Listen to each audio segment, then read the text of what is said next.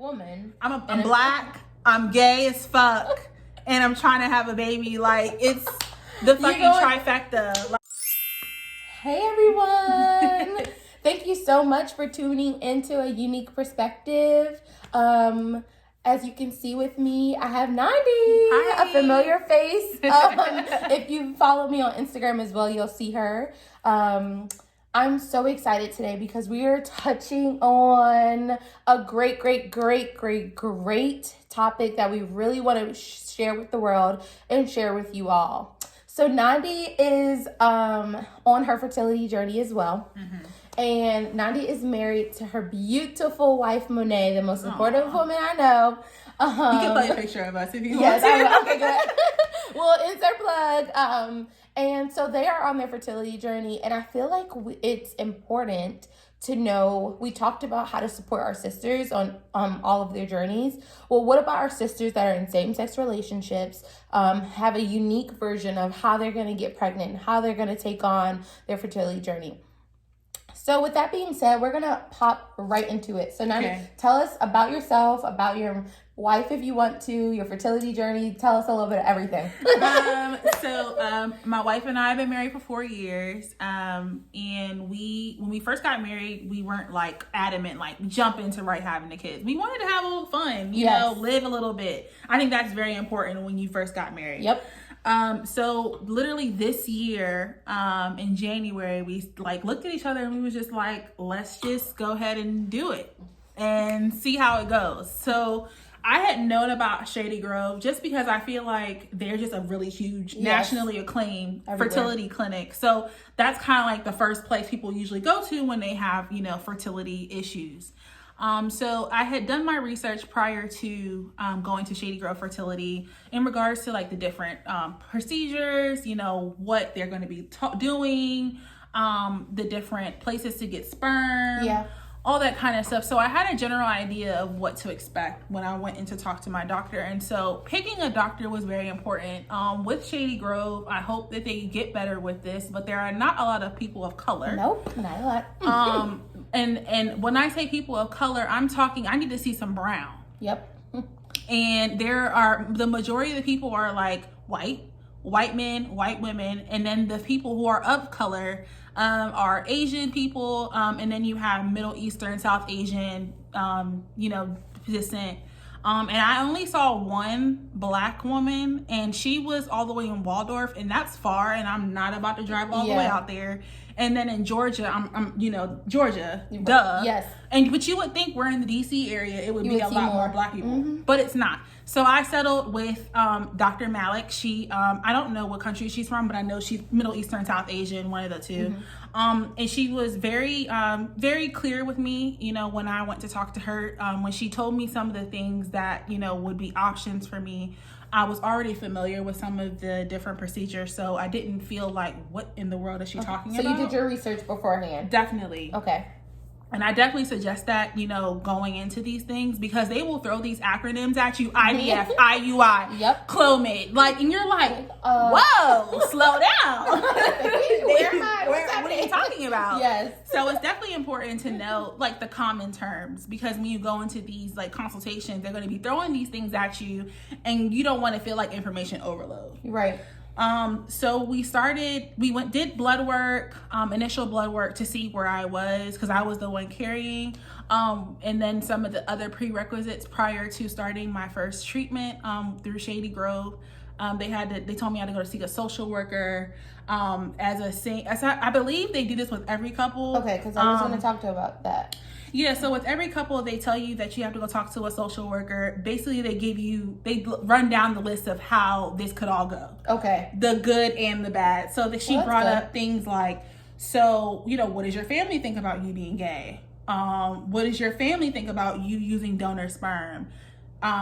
Or like, how do you want to raise kids? Like, she brought up all of these different scenarios and questions that Monet and I had already talked about. However, I do think that a lot of people do not have these conversations. Okay. So when it comes up, they can be a little taken back. Right. Or like have to process it and think about it. Right. Okay.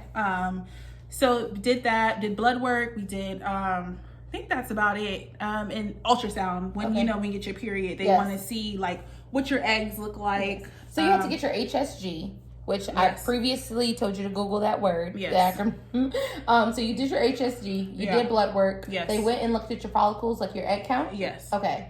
How was that? Like, were you nervous when you went? Yeah. So I feel like it's like, you know, it's similar to when maybe you're pregnant and then they're checking for a heartbeat. Okay. It's that same like, oh fuck, Yeah. like, am I about to, like, is it going to be okay? Yeah. And so when they started to say, oh, everything looks great, and I'm like, oh my god, like you can breathe. Yes. Weight has been lifted off your chest. It's the same thing with HSG because it's such a sudden thing. You know how you did it, like they put it in there and you're like, oh shit, it could stop, you know, because it's like, did they give you the results right then so and yeah, there? the person gave me the results Okay. right then and there. I've never gotten my eggs and like follicles done, so.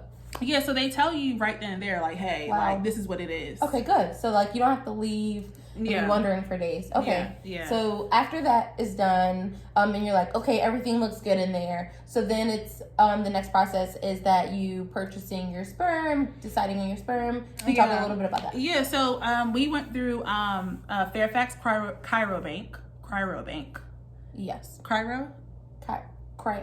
They're gonna Whatever. Google it. Google I told CYRO Bank. Okay. Okay. There. So we went through there, and what I will say about them, with a lot of the different sperm banks, they do not have a lot of people who are African American. Really? They are not common for African American men to donate their sperm. You see a lot of white people. You see a lot of Latinx community who are on there, but you do not see a lot of black men. Wow. So literally, so after the blood work, they tell you what kind of sperm you should be looking for. Okay. And so after you narrow it down from there, I literally had 5 options. Are you serious? I started at 17 and went to 5. But even to start with 17. And looking at the amount of people that they have on there, like thousands, it's crazy. Wow. You don't even know. So you have 5 potential options. Okay.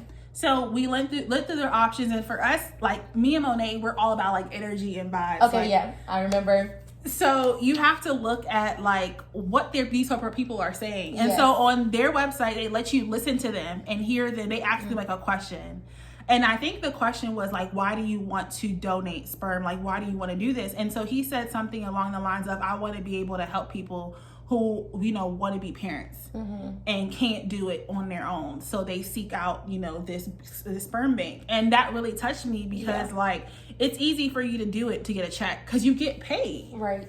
But if you genuinely in your heart want to help others, that says something about you as a person. And I need that in all of my room. Okay. Yes, I want you. Thank you. Yes. So picked out the sperm. After that, it was just tracking my ovulation, and as you know, it's such a struggle. Okay, like it's the worst. So I got mine. I started with the strips, and I think like everybody starts with the strips. Yep, because they're cheap, they're simple, come in bulk. Okay, because that's important. Yeah, because you are tracking multiple times a day, multiple days a week, like. So usually, I started tracking my cycle. I started tracking my cycles back in February just so I could like see what the signs were. And I think I told you like when I knew I would be ovulating, I had never like realized it before. First, my right side would start hurting. Yep. The next day, my left side would start hurting. Then that bitch say, it's time to let you ovulate. So that's important. I feel like when you're going through this journey, is to track your ovulation, because regardless if you're in a same-sex situation or a heterosexual situation, you still have to know when to have sex so that you get pregnant. So we did that, got the strips. You know, you doing it every day for like 7 days. And you have to hold your pee for like 4 hours, and you have to do it twice a day. So imagining holding your pee for like 4 hours, well, 8 hours essentially, twice a day. Like, that's crazy. Alone. The mental work, the physical work. And so y'all know we're both used to drinking water regularly. You can't do that because if you do that, it dilutes the sample. It's just, I don't wish it on my worst nightmare. Like, I hope this is the last time. I should probably get into that. So, so we did our first one. Unfortunately, it did not work. So you did your first IUI. Yes, did our first IUI.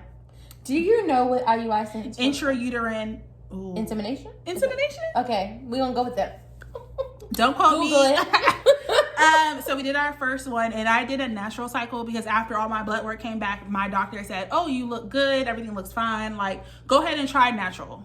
See how it works out." But for natural, that means no medicine. No medication. You're just literally tracking your ovulation. You call them the day before the day of your first positive ovulation. Peak or high? Just any positive. Oh, okay, just any positive. Okay. You call them and you let them know. They let you come in the next day and do your IUI. Oh, okay. So you have to think like you're tracking, so you have to call them the next day. So with COVID going on, their appointments have been limited. Yep. And not every office has been open. So imagine like literally doing all this ovulation testing and then the stress of finding an office to even get inseminated. Right. You have to pick up your sperm, right? Yes. Like that's not something you just at home. Right. So with the sperm, because Fairfax Cryobank is local, you can pick it up. Okay. So you have to call them the day before. So literally after I'm getting off the phone with Shady Grove, I'm calling the sperm bank and saying, "Hey, I need to have my sperm ready tomorrow." Okay. And so they did pick up between like 9:30 and 4. Okay. So pick up the sperm the next day, go to your appointment, do what you gotta do, drop the sperm back, drop the tank off, because literally the tank is huge. I wish it's literally like, so I'm standing up. So it's literally like this big. Are you serious? For this much of a sample. It's because they have like all this nitrogen. So literally I thought when I first started this, I thought it was a little thing. Yeah, I thought that you were like, here you go, here's a little drop. No. It's large. It's this high. Yeah. And it's heavy. Monet carries it. Like, it's heavy. It's like a fucking tank. It's the worst. And you're carrying that to your insemination? Yeah. And so, just for clarification, so how much the sperm can it last for, like, how many inseminations? So the tank they give you lasts for 7 days. Okay. But the actual vial is only per IUI. Oh, okay. Right. And literally, so it's a little tube like this. Oh, I'm shocked. And then the amount in this little tube is like right here. So it doesn't fill all the way up. It's like literally like maybe a fourth of the actual. I'm stressed. And so when they first showed me, I said, "Ma'am, is that enough?" I said, "Ma'am, excuse me, hold on. Is that enough?" And she was like, "Yeah." So we'll talk about the IUI. So literally they have you in pap smear position.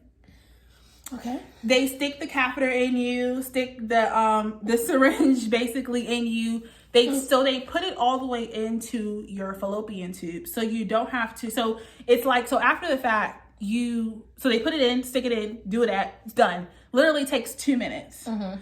So when they're done, they usually tell you, "Oh, you can sit for like 5 minutes, 10 minutes with your legs up or whatever." Okay. And then, you leave and you go home.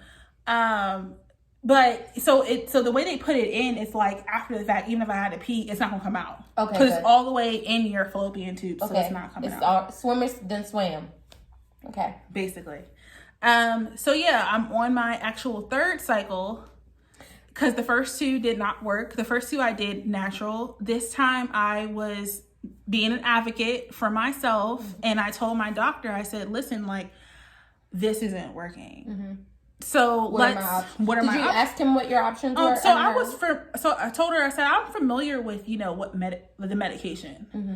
I just need to know like how I take it. What do I need to do? What are the steps to go about doing it?" So, so first she was like, "Take the Clomid," which I guess you'll put in a description or whatever. For me, it started the day 3 of my period. So rewind, before I took the Clomid, they wanted me to come in for ultrasound to see if I didn't have any cysts or fibroids. Because if you have that, they're going to tell you you're not even ready for it. Oh, wow. Okay. For Clomid. Okay. So I didn't have anything. Thank God. Yes. So they said, "Okay, so go ahead and take it." So they asked for my pharmacy. They sent it to the pharmacy. I started taking it day 3 of my period. And it was not covered by my insurance. It was only $33, but still $33 adds up to the amount of money that I've had to spend. Yes, on top of donor sperm, the actual IUIs, the blood work, all that kind of stuff adds up. Like it does, because some of it's covered by my insurance, some of it is not. So it's all very expensive. Yes. So I did the Clomid for two times a day for 5 days. Mm-hmm.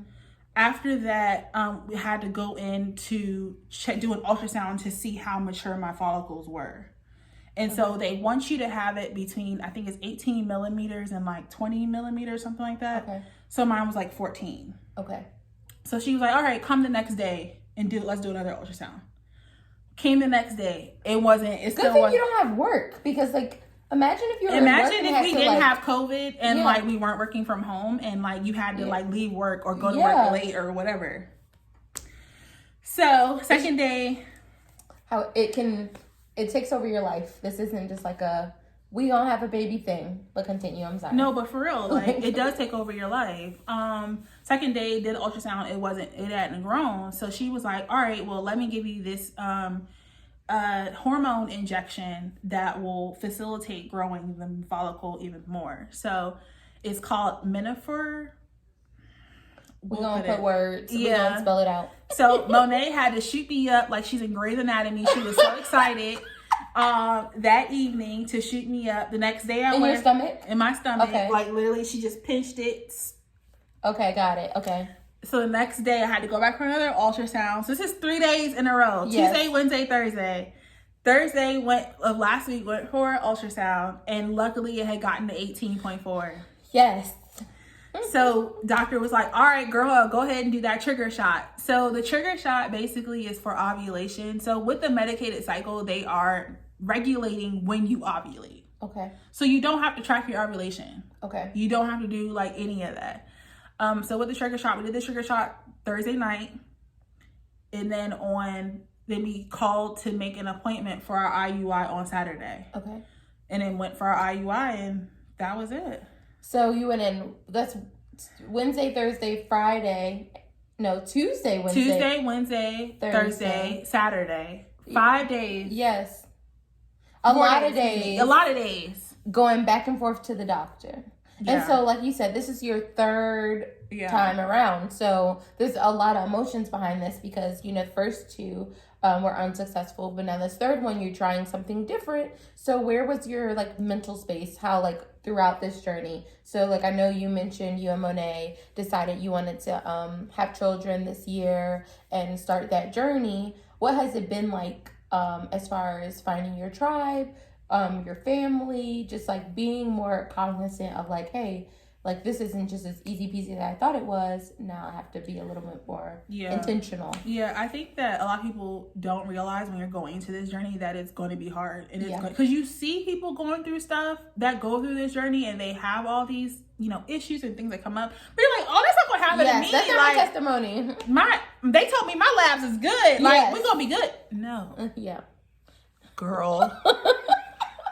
No, okay, it's so for literally the first 2 cycles that I didn't work, I was so depressed because it's so disheartening to think that first of all you're putting all this money into it, you're putting all this time into it, you're putting your body through all these things and you feel things after you do the IUI, IVF or whatever, you feel oh, things are changing. You're analyzing every single day. Literally, my boobs, I told you my boobs would be sore. And I'd be like, my boobs have never been sore in the 29 years of my life. But my boobs get sore. Something ain't right. I'm pregnant, but unfortunately, it's like a letdown, So I think it's very important to have people around you who can be supportive throughout your journey. Who may have been through it themselves, you know. For me, we actually joined a support group through Shady Grove Fertility for LGBTQ plus couples who are trying to get birth. And for me, so through Shady Grove, it's different when you're a straight person because and straight people have may have their own infertility issues. But it's a whole other thing when you can't even try on your own. You have to get assistance. You have to get assistance, point blank, period. Whether or not you do, have a known donor and you do something at home. Or, you, if you go get a sperm bank, you have to have somebody else to help you get to that point. So although like me and Unique are very close and we talk about, you know, our particular issues, like she's never going to be able to relate to it on that level to what I'm going through, because I had to go to the fertility clinic.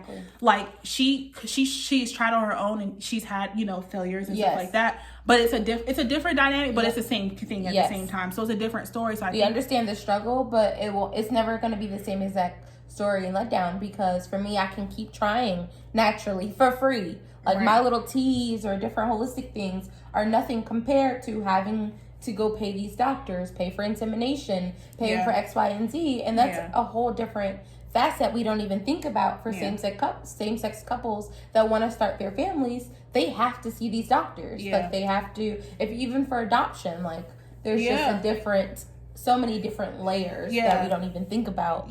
So that's why it's really important that we have that support group, because it's about like 10 couples, and some of them, you know, people of color, some of them white or whatever. And of course, with white people in general, their whole, you know, story is still off.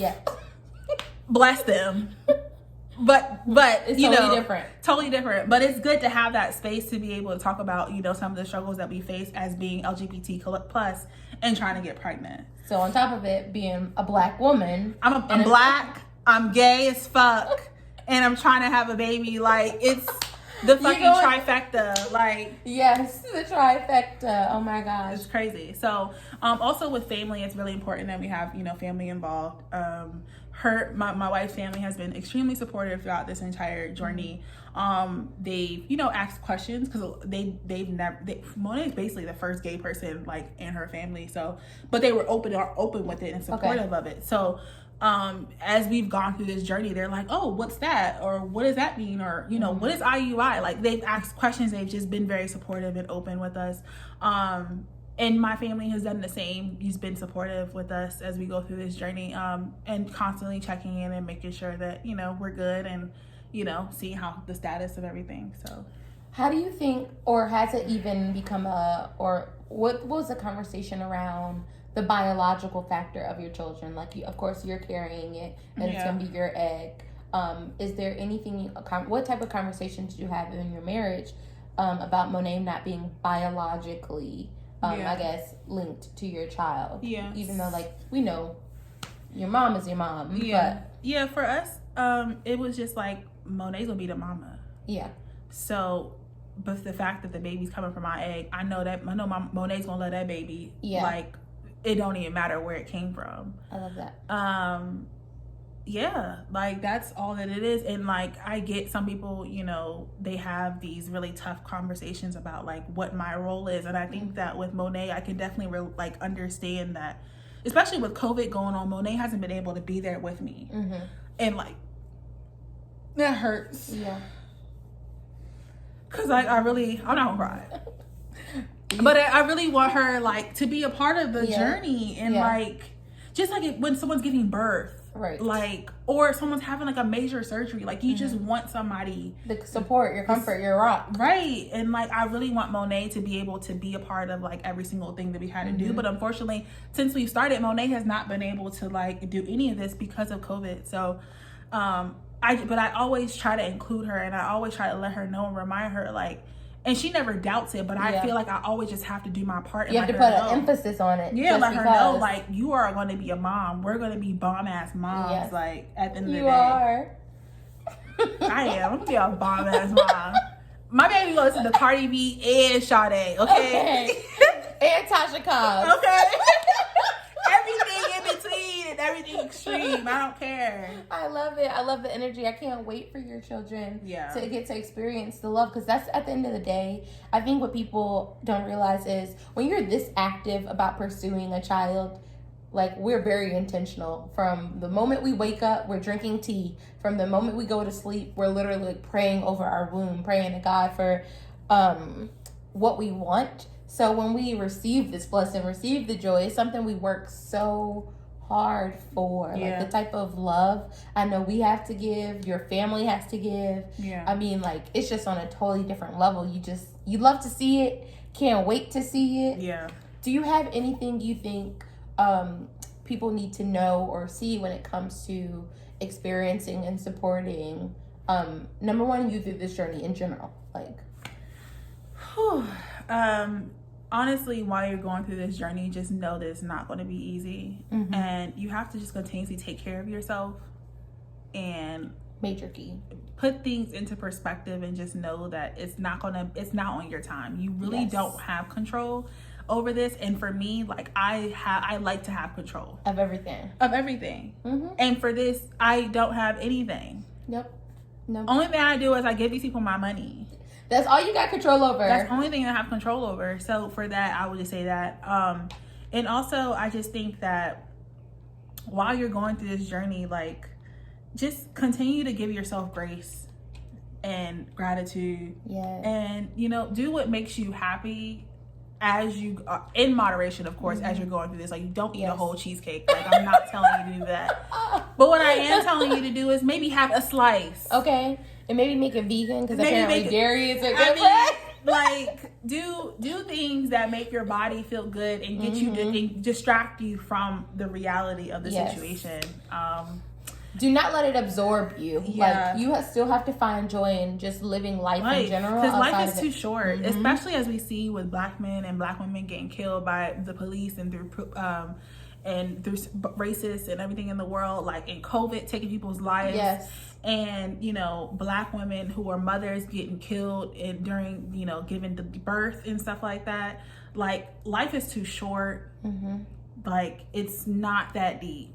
If it's going to happen for you, it is going to happen for you. Like, there's nothing that you can do, to force the situation. It's better to just let it happen.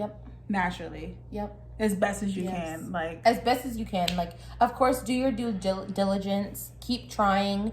Doing everything you can to prepare your body for the child you want. Prepare your life, your household. I think preparing yourself to be the best version of yourself. Like, treat yourself as if you're a mom. And how you're preparing yourself to have those children. Like, that's a really big part. What I also just want to add, it's aside from all of, the self-care and stuff like that, this is expensive.